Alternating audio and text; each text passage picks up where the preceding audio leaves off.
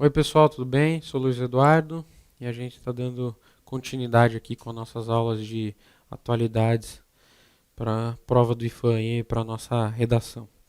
Bom, a ideia agora é a gente falar um pouco sobre alguns temas mais gerais, assim, que não necessariamente se enquadram em um patrimônio material, imaterial, arqueológico, enfim, e não necessariamente, né, um tema que diz respeito só ao Brasil, mas que pode estar em pauta em outros lugares do mundo, mas que pode ser um dos temas abordados, né, da discussão aí da redação.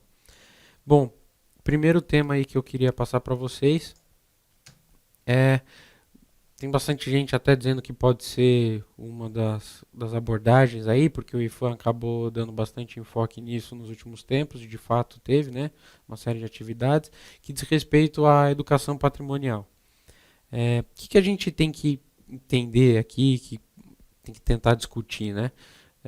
Até coloquei um trecho aí do da carta aí, da cartilha aí do IFAM de educação patrimonial, que eles, né, deixam claro aí, né, que tem uma necessidade maior de ações educacionais, ou seja, né, está vinculado a questão do patrimônio com a educação desde cedo, mas isso não quer dizer só que então vamos ter educação patrimonial só nas escolas, desde do ensino infantil, a criança tem que entender o que é patrimônio, isso também, mas não só isso.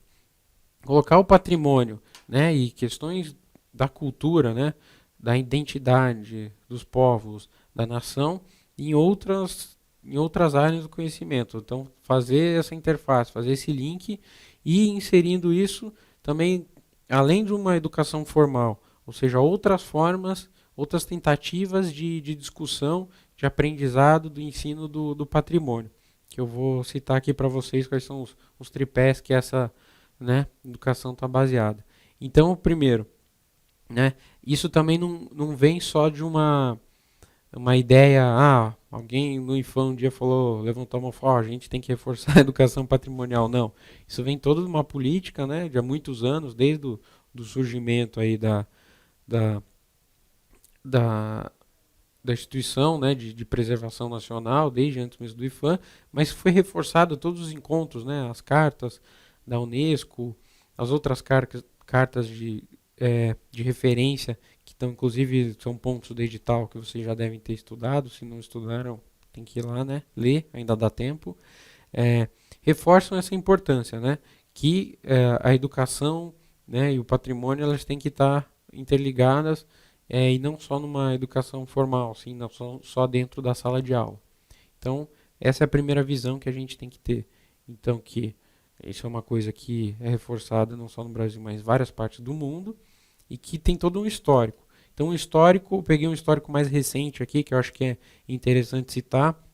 Não vou entrar em todas as discussões da carta agora, porque senão a gente pode ficar repetitivo do que já foi tratado em outras aulas, né, especificamente só sobre essas cartas, as convenções da Unesco, da ONU, né, ou os decretos do IFAM, mas ver alguns decretos aqui, né, qual que é o marco legal, algumas regulamentações um pouco mais recentes aí, do que o governo foi regulamentando, foi tratando em relação à educação patrimonial. Então, em 2004, a gente tem um decreto, a importância aí desse decreto que ele passa a dar mais uma abertura e parcerias com outros segmentos da sociedade civil, sejam ONGs, OSs ou CIPs, né, entidades de ensino, entidades filantrópicas, ou seja, ele deu um pouco mais enfoque nisso, regulamentou mais essas parcerias, ou seja, fez com que a gente tivesse uma capacidade maior de discutir as diretrizes gerais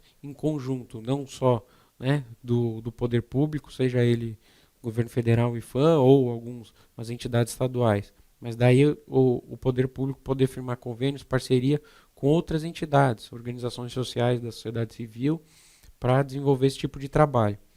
E aí, em 2009, mais um decreto, que isso é importante a gente olhar para o lado do governo já, né? Mais para o lado do governo, que daí ele cria essa coordenação de educação patrimonial, né? O departamento, juntam os dois, né? Ou seja, ele vincula a coordenação com o departamento, por exemplo, foi recém-criado. Então, para isso, né, como tá aí escrito, não vou ficar lendo tudo aqui para vocês, mas para fortalecer a área central do órgão. Ou seja, né, você tem algumas atividades que às vezes, porque acontece muito isso, né, no governo, você acaba criando, você tem um departamento ou uma entidade que está lá dentro de um órgão, e você tem uma reformulação de outro órgão, elas acabam, né, lá na frente se encontrando e veem que estão fazendo a mesma coisa. Então, em determinados momentos, você precisa parar e organizar aí as caixinhas, colocar cada um em seu lugar, distribuir suas competências e dizer certinho o que cada um vai fazer. Então, esse decreto é importante também. E essas referências, né, sempre é importante colocar esses marcos legais, que às vezes eles podem ser citados, você fala, nossa, que decreto é esse? Eu não estudei nada, tal. Não, ele não é um ponto específico só aqui nesse momento. Ele tem aí uma, uma outra interface. Então, mostrar aqui, não precisa decorar um número do decreto, né, para escrever lá na redação, mas citar, olhar um pouco aí a coordenação, o departamento, é interessante. E como é que está organizada aí nas grandes linhas a educação patrimonial hoje aí? Como que o IFAM olha para a educação patrimonial e como que ele pensa as suas ações e tenta implementá-las?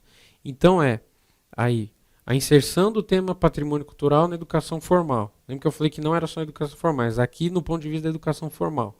Tá. Então quais são os dois programas aí que o IFAM valoriza mais?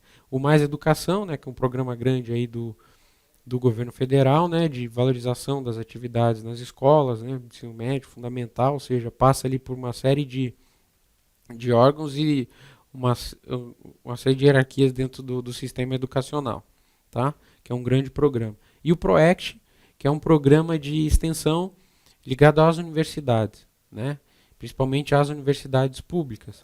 Mas assim, entender o PROECT é até interessante falar, eu mesmo tive uma experiência bastante interessante aí, coordenei um tempo programas do PROECT do Ministério da Cultura para o Estado de São Paulo, mas assim, em linhas gerais, o PROECT foi criado, né, um programa de extensão, você tem um tripé clássico das universidades, principalmente as universidades públicas, né, o ensino, a pesquisa e a extensão.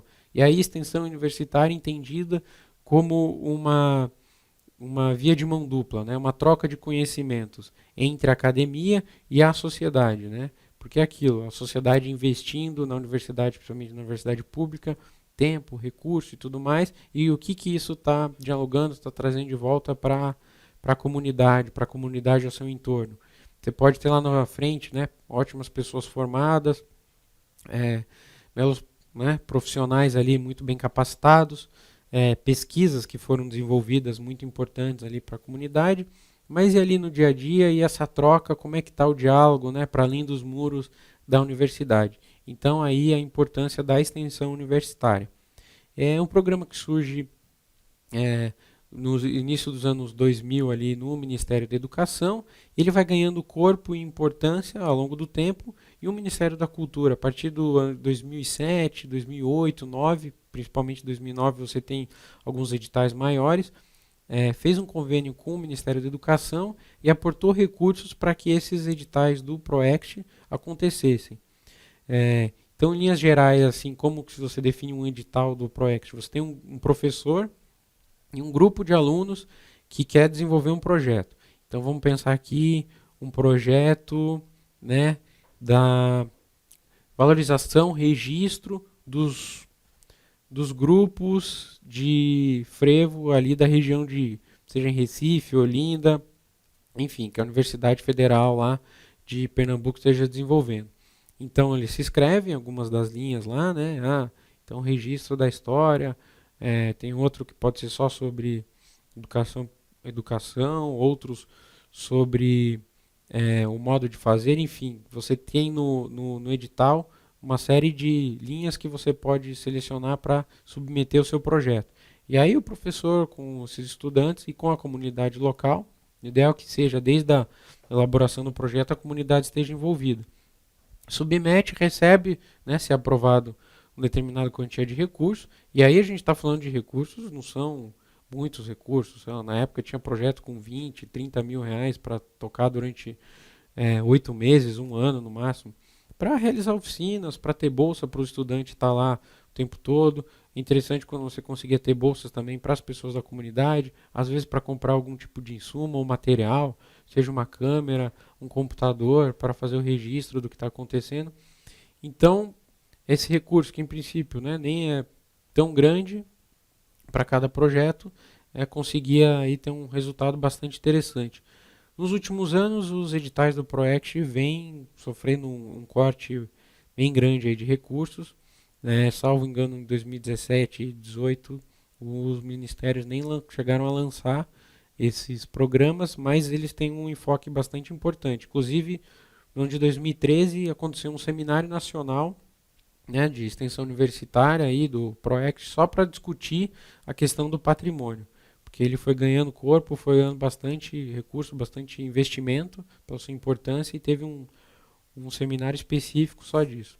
Então é bastante legal aí para quem que tiver interesse olhar, e se esse for um dos temas aí tem bastante assunto para falar.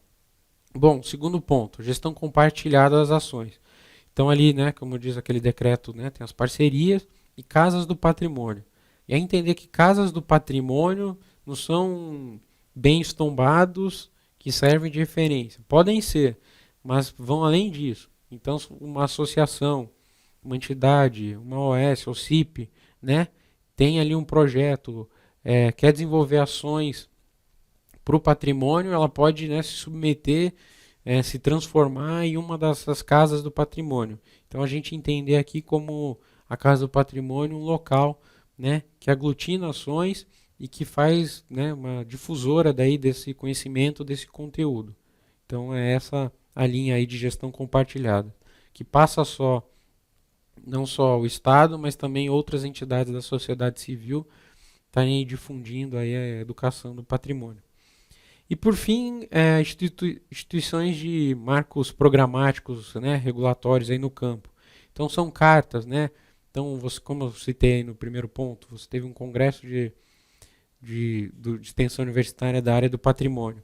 Então cartas, encontros, fóruns, né, Fórum Nacional do Patrimônio, você já teve mais de uma edição, e aí as pessoas se reúnem e produzem documentos, né? Uma carta de princípios, de diretrizes, isso é importante, porque você, né, cria esses marcos e a partir daí você vai discutindo, vai tomando as ações, implementando as políticas públicas e isso permanece, né? Se a gente está estudando aí as cartas da Unesco, marcos 1970, 2003, tudo, é importante que no país a gente tenha isso também, né? Você tem que ter toda uma sistemática do que está sendo feito, de como que isso acontece, o que a gente tem que mudar em relação aos últimos encontros, quais são as dificuldades que a gente está enfrentando e como superá-las. Então, instituir esses encontros, né, as pessoas não estão lá nos congressos tudo só para se verem, né, fazerem festa, enfim, se encontrar depois que acaba para trocar ideias, isso é importante também, mas e como que isso fica registrado? Não pode estar só na cabeça das pessoas, apesar de que, né, essa transmissão do conhecimento é legal, mas ter isso serve de referência para quem não esteve lá também e para as gerações futuras. Então aqui também trago o último exemplo, né? Teve uma reunião recente agora esse ano, onde também, né, que o IFAM organizou, você tem a carta aí de Goiás com 11 itens para assegurar, né, desenvolver uma política nacional aí do patrimônio. Então, articular ações para o Sistema Nacional do Patrimônio, prover um fundo específico para salvaguardas, priorizar investimentos em infraestrutura turística, enfim. Então, isso é um exemplo aí, eu trouxe essa carta porque ela é mais recente, né? Desse último item aqui, do que a gente pode entender como esses instrumentos, esses marcos programáticos para o patrimônio. Bom, por enquanto é isso, pessoal, e a gente continua esse tema geral aí de patrimônio e atualidades no próximo bloco.